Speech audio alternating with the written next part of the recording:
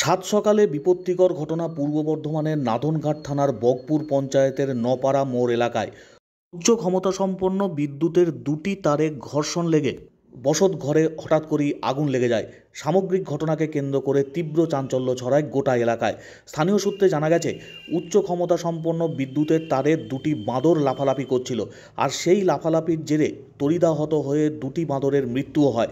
কিন্তু সেই লাফালাফির সময় উচ্চ ক্ষমতাসম্পন্ন দুটি বিদ্যুতের তারে তারে লেগে ঘর্ষণ হয়। ঘর্ষণের জেরে আগুনের ফুলকি পড়ে।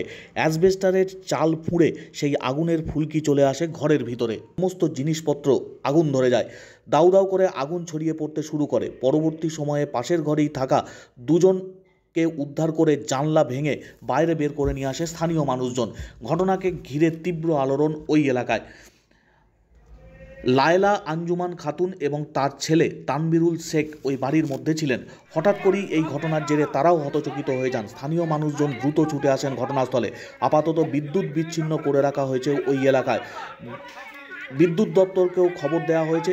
এলাকার জনপ্রতিনিধিরা ঘটনাস্থলে পৌঁছেছেন। আকস্মিক ঘটনাকে কেন্দ্র করে আতঙ্কিত হয়ে পড়েছেন এলাকার বাসিন্দারা। আমরা শুয়ে আছি, তখন একটা বাঁদর দেখছি লাভ মেরে এধারে আসতে যেয়ে লেজটা হয়তো ঠেকে গেছে, লেজটা পুড়ে গেছে। দিয়ে শব্দ হলো যে চেয়ে চেয়ে চেয়ে উঠলো। সঙ্গে সঙ্গে আবার 2 মিনিট পর 1 মিনিট পরে আবার একটা বাঁদর লাভ মেরে তাকে বাঁচাতে যেয়ে মরে গেল। সেটা বুঝতে পারলাম। দিয়ে কারেন্ট সব হয়ে আগুন সব আগুন হয়ে গেল। আমরা তখন ঘরের ভেতর 2 মা বেটা আছি, দিয়ে বেরোতে পারছি না। তখন ফোন করি আর চেঁচাই।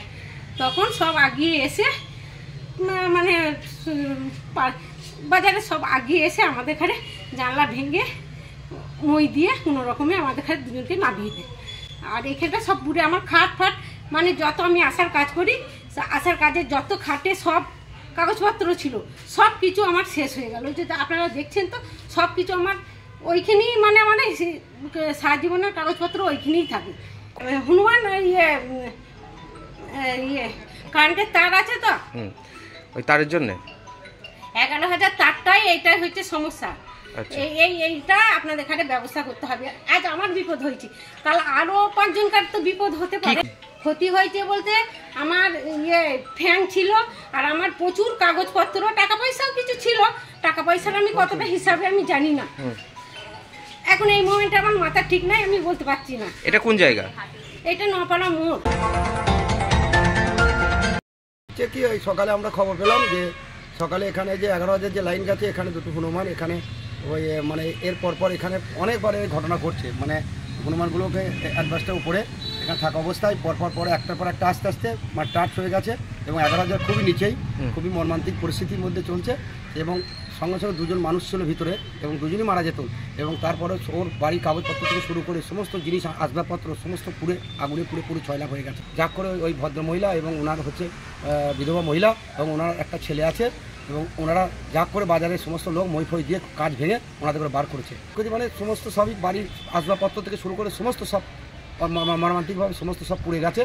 এবং এটা নিয়ে সমস্ত মানুষ এখানে সবাই এখানে এসছে। ঘটনা হচ্ছে যে ওই যে 11,000 যে লাইন যেখানে যেভাবে নিচে দিয়ে 11,000 লাইনটা গেছে, এবং সেই 11,000 লাইনে এই যাওয়ার ক্ষেত্রে এটা বিরাট একটা দুর্যোগ। যাতে 11,000 লাইনের ব্যাপারটা নিয়ে একটু ভাবা হয়, চিন্তাভাবনা, সেদিকে আমরা কি চাইছেন? আমরা চাই যাতে 11,000 লাইনে, যাতে এই 11,000 লাইনটা আছে এটা যাতে খুব ভালোভাবে, যাতে সুন্দরভাবে, যেমন রাস্তা ধার দিয়ে গেলেও খুব ভালো হয়, এবং তার একটা বিকল্প পদ্ধতি একটা ব্যবস্থা করলে খুবই ভালো হয়। এখানে পরপর সমস্ত বাড়ি আছে, পরপর সমস্ত মানুষ পরপর অ্যাক্সিডেন্ট হচ্ছে। এটা দীর্ঘদিনের একটা সমস্যা। বাড়ির পাশ দিয়ে হাই টেনশন লাইন গেছে, ইলেকট্রিক লাইন গেছে।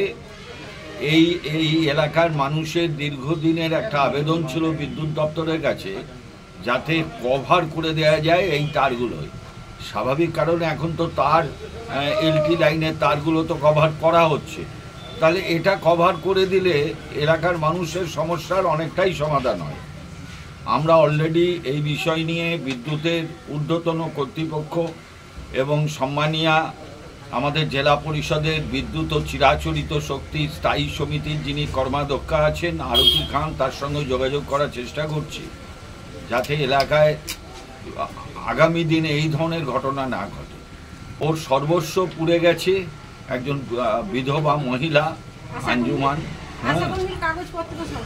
তো বিধবা মহিলা ও আশা কর্মী হিসেবে কাজ করতো। আশা কর্মীর যে কাগজপত্র, টাকা পয়সা, আসবাবপত্র, জামা কাপড় এবং সংসারের যে প্রয়োজনীয় জিনিসপত্র সেগুলো সব ভস্মীভূত হয়ে গেছে।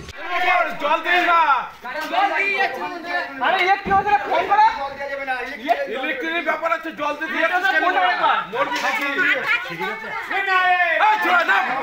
কথা বলে কারেন্ট হয়ে যাবে।